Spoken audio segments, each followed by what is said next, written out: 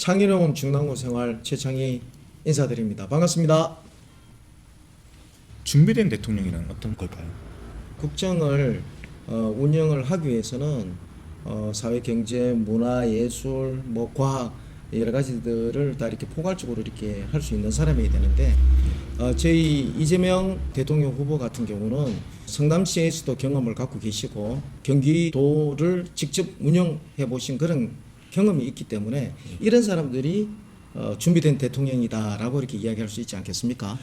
네, 그래서 보니까 어떤 그 공약사항을 한 개를 이야기하거나 혹은 그냥 아주 짧은 발언을 한 개 하더라도 그런 고민들이 이제 들어 있는가 안 들어 있는가 좀 알 수 있을 것 같더라고요. 그래서 최근에 윤석열 후보가 종부세 관련된 발언을 하셨는데 뭐 저는 좀 의아했습니다. 종부세 그 종합부동산세죠. 2005년도에 노무현 정부 때 만들어진 내용입니다. 그때도 만들어졌을 때 이중 과세라든지 여러 가지 이런 문제들이 많았었고요. 정말 전 국민 중에서 약 한 4% 정도쯤이 세금을 부담해야 되는 아주 미미한 세금이다 이렇게 보시면 되겠습니다. 네네. 종부세라고 한다면은 공제 금액을 넘어서는 이제 금액에서 과징되는 세금으로 알고 있는데 윤석열 후보가 종부세를 폐지를 하거나 혹은 재산세에 이제 통합을 하는 방식으로 방안을 검토하겠다 이렇게 발언을 하셨더라고요. 우리 윤석열 후보 같은 경우는 실질적으로 그 행정 업무를 보거나 행정을 집행했던 그런 경력이 없던 사람이다 보니까 네. 좀 전에 말씀하실 때 지방세와 이제 국세의 차이를 잘 모르는 것 같습니다. 네네. 지방세라고 이야기하는 것은 지방에서 세금을 사용해서 지방이 복지를 누릴 수 있도록 하는 그런 방법이고, 국세라고 이야기하는 것은 나라에서 그 세금을 받아서 전국으로 세금이 골고루 쓰여질 수 있도록 하는 게 국세라고 그렇게 할 수 있는데, 네네. 지금 현재 부동산 가격이 정말 많이 올랐던 지역은 서울 지역입니다. 맞습니다. 예, 서울 지역이기 때문에 서울 지역에 만일에 좀 전에 이야기하셨던 그 지방세를 합쳐서 그렇게 한다 그러면은 네네. 빈익빈 부익부, 심해지겠죠. 그러니까 서울은 더욱더 윤택해질 것이고 네. 지방은 많이 힘들어질 것이다. 이런 부분을 봤을 때 네. 지방세와 국세를 합해서 종부세를 운영하겠다라는 것은 그 참모들도 많이 있을 걸로 이렇게 보여지는데 그 부분에 대해서 이야기를 하는 건지 안 그러면은 그냥 한번 던져보는 건지 도저히 그 이해 안 되는 부분이 좀 있다 이렇게 말씀드릴 수 있겠습니다. 사실상 이 안에는 또 프레임이 존재하는 것 같거든요. 왜냐 그러면은 종부세라는 게 국민의 4%만 과세를 하는 그런 세금이지만은 이 또 희한하게 여론조사를 하면은 종부세를 반대하는 여론이 거의 50%에 가깝게 달한다고 이렇게 나오더라고요. 그러니까 정작 어떻게 따지면은 나는 내지도 않고 해당도 안 되는데 그냥 반대부터 하고 보는 그런 또 심리가 있는데 그걸 교묘하게 활용을 해서 자신의 공약으로 하겠다는 것처럼 이렇게 발언을 하는데, 물론 참모들이 있었다면 이런 부분들을 검토를 했을 수도 있겠지만은 어떻게 따지면 그냥 이런 검토 필요 없이 그냥 일회성으로 내뱉는 발언, 이슈성으로 내뱉는 발언일 가능성이 커 보이는데요. 예를 들어 보겠습니다. 지금 실제적으로 공시지가가 약 한 11억 정도쯤에 이렇게 넘었을 때 네네. 약 한 100만 원 미만입니다. 네. 그러니까 세금이 이렇게 발생이 되는데 거의 한 20억 정도쯤에 그렇게 되었을 때 종부세가 약 한 120 정도쯤 이렇게 되는 그런 부분인데요. 네, 보니까 이제 여러 가지 또 얘기 중에서 고령층에 지나치게 세금이 많이 부과가 된다. 그러니까 힘들게 한평생 이제 부동산을 취득을 해서 은퇴를 하고 사셔야 되는데 거기에 이제 폭탄 세금이 부과가 되게 되면은 도리어 이제 집을 팔아야 된다. 이런 주장을 하시더라고요. 이 주장이 과연 맞는 건지, 그 세금 구간이 연령별로 차등 이제 과세가 돼 있고, 그 다음에 보유 기간에 따라서 장기 보유된 부동산에 대해서는 이제 좀 더 혜택이 있고요. 약 20억 정도쯤 되는 부동산을 가진 70대가 한 10년 정도쯤 이렇게 보유하고 있었다고 얘기해서 종부세는 한 20에서 30만 원 미만 정도쯤 됩니다. 그것도 연간입니다. 연간 그렇게 되는 부분인데요. 이 부분에 이제 실질적으로 여기에 해당되는 사람은 아까 좀 전에 이야기했던 거 약 한 4% 정도쯤. 거의 국민 대다수 분들은 여기 해당이 되지 않는데 제가 이제 정말 우리 국민들은 해명하고 또 지식 수준도 과거에 비해서 엄청 높은 대한민국 국민입니다. 조금 더 정확한 팩트를 체크하셔서 지금 이 종부세가 어떤 세인지에 대해서 한번 생각해 볼 수 있는 기회를 가져보는 것도 좋을 것 같습니다. 그러니까 차등 과세라는 부분에 대해서 지식이 있는지 한번 여쭤보고 싶고요. 그러니까 종부세 발언을 사람들 많은 자리에서 했다는 거는 뭐 이걸 붙잡고 밤을 새셨을까요? 글쎄요. 네. 그래서 앞서 말씀하신 것처럼 이제 재산세는 지방세고 종부세는 국세인데 국세를 지방세와 통합을 한다. 뭐 이런 선례가 뭐 있었는지는 제가 잘 모르겠지만은 또 지방을 운영을 하고 또 국가의 세금을 운영을 이제 만약에 대통령이 된다면은 이거에 대해서 이제 정확하게 알고 검토를 해야 되고 또 해야 되는데 이 부분에 대한 상식도 없으신 것 같아요. 이거 이런 것처럼 실제적으로 그 팩트나 정확한 데이터를 가지고 있지 않으면서 다주택자 뭐 이런 부분들의 뭐 심리를 자극해서 여론전을 형성하는 게 이런 것들이 포퓰리즘 아닙니까? 맞습니다. 네. 그 복지라는 것들 또 국민들에게 반드시 돌아가야 될 부분들에서 이야기하는 거를 국민의힘 측에서는 포퓰리즘이라는 그런 공세를 많이 펼쳤죠. 이런 게 포퓰리즘입니다. 정확하게 살펴보지도 않고 이렇게 심리를 자극하는 행태를 그러니까 우리나라가 다주택자 가구가 이제 한 300만 가구가 된다고 하더라고요. 꽤 많습니다. 이분들은 이제 다주택을 보유를 하면서 뭐 소위 뭐 예전에 갭 투자를 하셨던 분들도 물론 계시겠지만 이분들의 또 불안감이 자기 자신이 이제 종부세에 타겟이 돼서 또 많은 과세를 받지 않을까 뭐 우려를 물론 하시겠지만은 거기에 걸맞는 세금을 내는 거는 오히려 4%의 축복을 받는 일이기 때문에 뭐 즐겁게 받아들이시면 될 것 같고 우리 대다수 국민 여러분께서 크게 문제가 되거나 세금으로 인해서 그 생활이 더 윤택해지지 못한다든지 이런 부분은 정말 전혀 없다고 이렇게 보여집니다.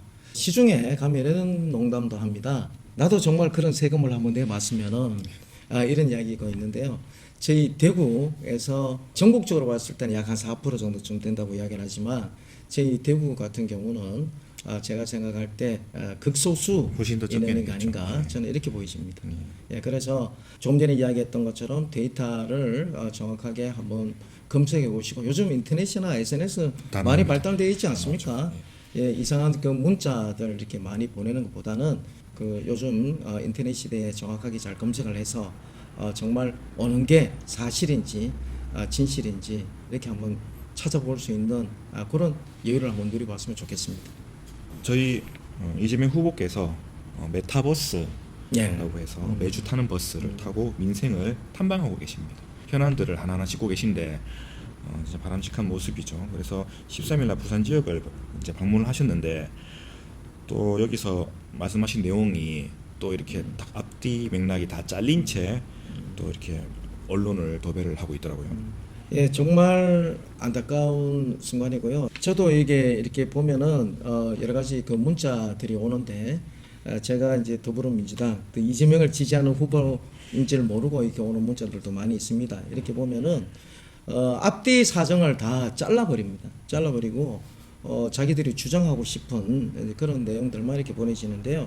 실제적으로 그 우리 이재명 그 후보가 그 부산 지역 발전을 위해서 여러 가지 이야기를 나눴는데 그 부분을 앞뒤를 이제 자르고 한 부분만 가지고 이야기하는 지금 그런 부분이 있어서 좀 안타깝게 생각하고요. 이 부분도 좀 더 정확한 팩트 체크가 필요하지 않나 싶습니다.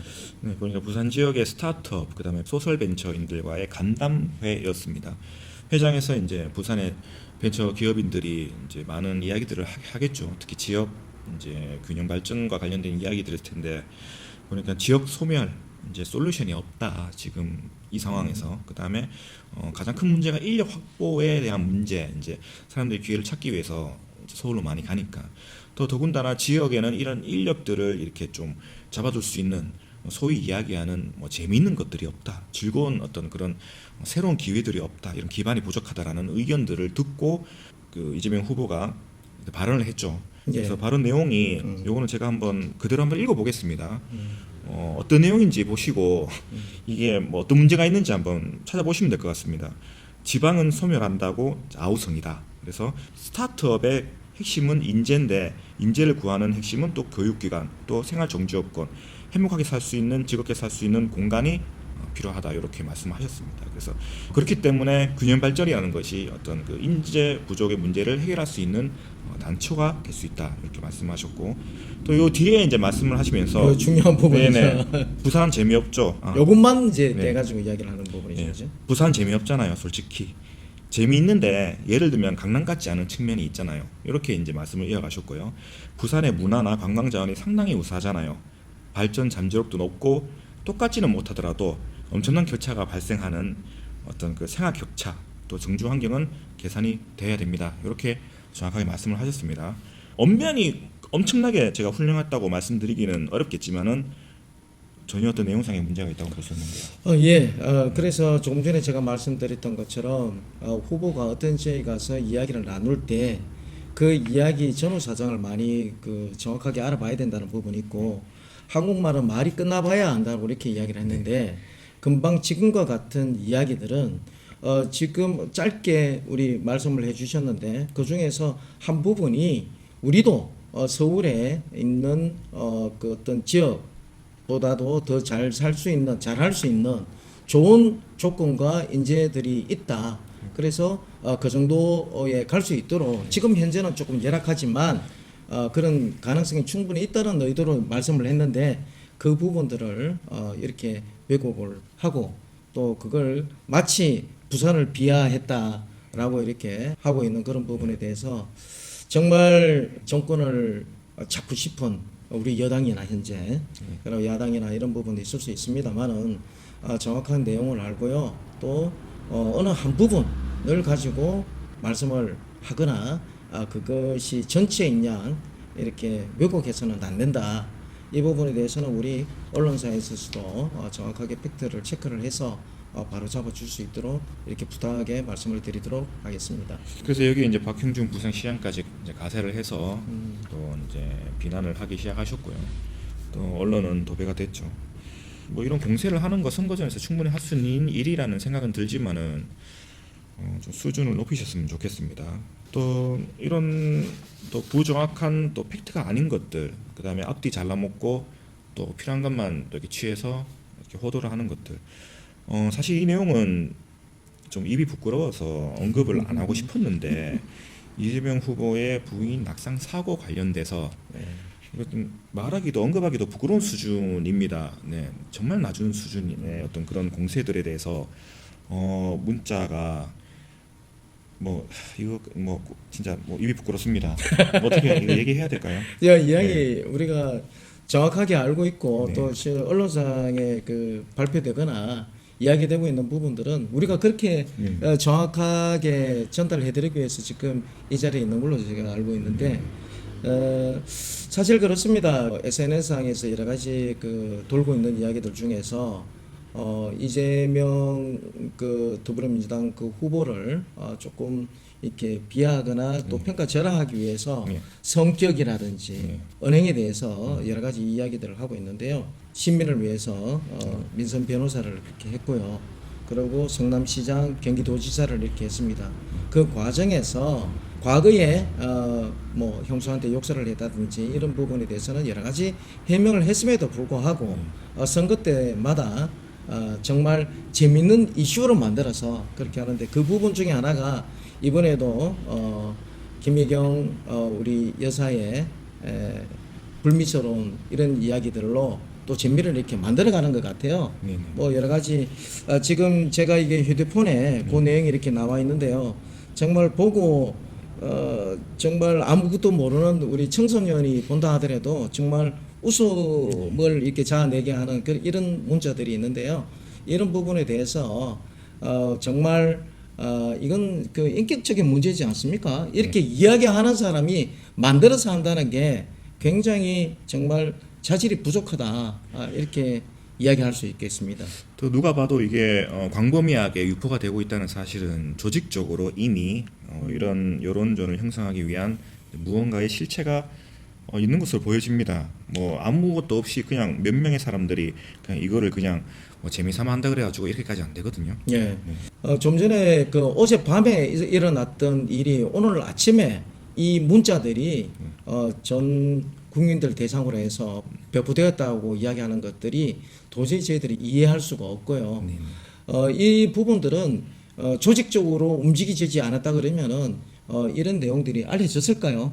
이렇게 좀 비열한 방법으로 하는 건 아니라고 이렇게 보여집니다. 네, 맞습니다. 그리고 더군다나 그냥 이렇게 찌라시로 끝날 수도 있는, 어떻게 따지면은 뭐 많이 이제 언론에도 이렇게 뉴스화 보도가 됐지만은 지금 국민의힘의 최고위원회라는 공식적인 석상에서 최고위원이라는 사람이 또 여기에 대해서 언급을 했는데 실제로 지금 우리 당 쪽에서는 여기에 대해서 사과를 요구를 했고 응하지 않을 시에는 법적 대응을 하겠다고 지금 예고를 했습니다. 예. 국민의힘의 변진 최고위원이 있습니다. 네네. 이 최고위원이 최고위원 회의에서 감함에 있었던 그 내용을 공식적인 석상에서 이야기했다는 것도 사실 문제이고요. 정확하게 팩트를 체크하거나 또 정확하게 그 내용을 파악을 해서 이야기했다면 모르겠습니다만은 그 부분에 대해서 알아보지 않은 그런 상황에서 들은 정보로 인해서 잘못된 정보입니다. 이걸로 인해서 회의석상에서 공식적으로 이야기했다는 것들이 굉장히 유감스럽고요.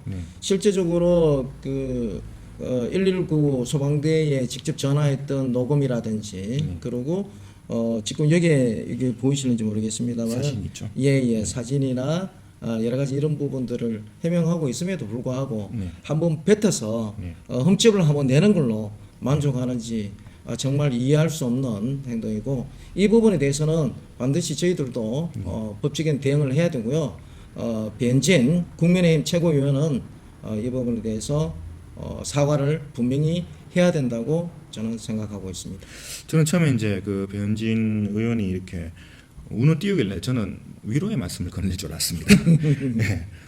그런데 보니까 내용이 여기 보면은 모르겠습니다. 제가 뭐 팩트를 일일이 다 살펴본 건 아닌데 이제 후보의 부인을 수행하는 이해식 의원 쪽에서 먼저 이렇게 산책을 하시다가 낙상을 했다라고 이렇게 아마 설명을 하셨던 것 같아요. 뭐 이 내용은 제가 확인 안 해봤습니다. 배현진 의원의 이제 발언 내용이고요. 그래서 이제 나중에 이제 요게 빠지고 이제 도사관난 중에 쓰러지셔서 이렇게 간 걸로 이렇게 또 나왔는데, 그러면 이 부분에 대한 이제 자기는 의혹이 있다 이건 거죠. 있기 때문에 이거를 경찰 인력이 왜 몰랐냐, 뭐 이런 것부터 시작을 해가지고 분명히 여기에 대해서 뭔가 앞뒤가 안 맞는 내용이 있을 테고 여기에 대해서 충분히 어떤 설득이 되지 않는 의혹이 있다는 식의 어떤 주장을 하셨습니다. 최고위원회의 석상은 개인 SNS가 아니죠. 그래서 이 발언 내용은 국민의힘의 공식 발언이 되는 건데 좀 안타깝습니다.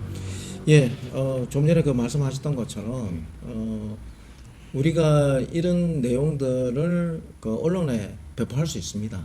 예, 그 실질적으로 우리 이재명 그 후보의 부인께서 도사강난을 하고 뭐 힘들었다, 뭐 그래서 이제 119에 이제 실려서 이제 병원까지 갔다. 뭐 결코 좋은 일은 아닙니다. 좋은 일은 되니까 아니고 이러는데 어쨌든 상대당 후보의 흠집을 내기 위해서 이 부분이 여성과 관계가 있었기 때문에 싸워서 또 다치게 되었다.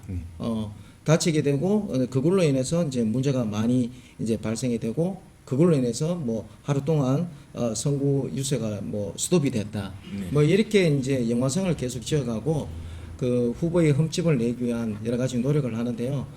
노력은 가상하나 결과는 신동치 않아서 좀 아쉽습니다. 예. 그래서 이제 공식성상에서 힘을 빌려서 이렇게 또 억지로 이렇게 얘기를 한 것 같은데, 또 그러면서 덧붙인 이야기가 설명 과정에서 만약에 거짓이 있다면은 국민이 어떤 검증의 눈으로 좀 철저히 살펴봐 주셔야 된다. 뭐 이렇게까지 뭐 검증의 눈, 위로의 눈이 아니라 검증의 눈이라는 말을 사용을 하셨는데 기본적인 예의와 태도의 문제입니다. 이것은. 예, 그건 지금 우리 이재명 후보 측에서 해야 될 말을 본인들이 했는 것 같아요. 상대의 그 불행한 그 사고마저도 자신의 전략적 우위를 위해서 악의적으로 그 이용하는 이 파렴치한 모습은 대한민국의 제1야당으로서 또 최고 회의에서 이런 이야기들이 나왔다는 이 자체가 불행한 이야기고, 앞으로 계속 지금 현재 3월 9일까지 대선을 위해서 여러 가지 선거운동을 하고 또 자기 당의 우위, 자기 후보의 우위 부분에 대해서 말씀하겠습니다만은 네. 향후에는 이런 일이 또다시 이렇게 발생이 되어서는 안 된다고 그렇게 보여집니다. 그래서 한 번 더 제가 국민의힘 후보님께 그리고 후보를 지지하는 여러분께 정중히 부탁드리겠습니다. 앞으로는 이와 같은 오보, 이와 같은 찌라시를 만들어 내지 않기를 정말 간절히 부탁드리겠습니다. 이 피로감은 고스란히 이제 국민들이 가져가야 되고 사실 언론이라는 중요한 지면도 낭비가 되는 겁니다. 그래서 참 안타까운데 본격적인 선거 전 저희도 이제 임해야 될 시기가 다가오고 있고요. 그래서 위원장님께서도 이제 다양한 활동을 준비하고 계신 걸로 알고 있는데 이 자리를 통해서 좀 소개를 했으면 좋겠습니다. 제가 있는 지역구는 대구 중랑구 지역위원회입니다. 잘 아시는 일들이기 때문에 제가 구태여 말씀드리지는 않겠습니다만은 민심을 많이 흐트러 놓고요. 또 민심들이 많이 흉흉해져 있습니다. 좀 더 정직하고 좀 더 밝은 동네를 만들기 위해서 그 민심을 수습을 하고 다니고 있고요.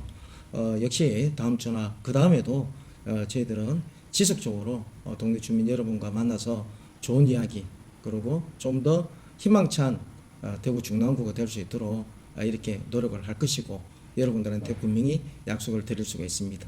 고맙습니다. 11월부터 위드 코로나 시대로 접어들었습니다. 그와 동시에 날씨도 많이 추워지고 있는데요. 환절기 때 감기 조심하시고 우리 주민 여러분 건강하고 또 활기찬 지역을 만들기 위해서 저희들 노력하겠습니다. 오늘 시청해 주셔서 감사합니다. 고맙습니다.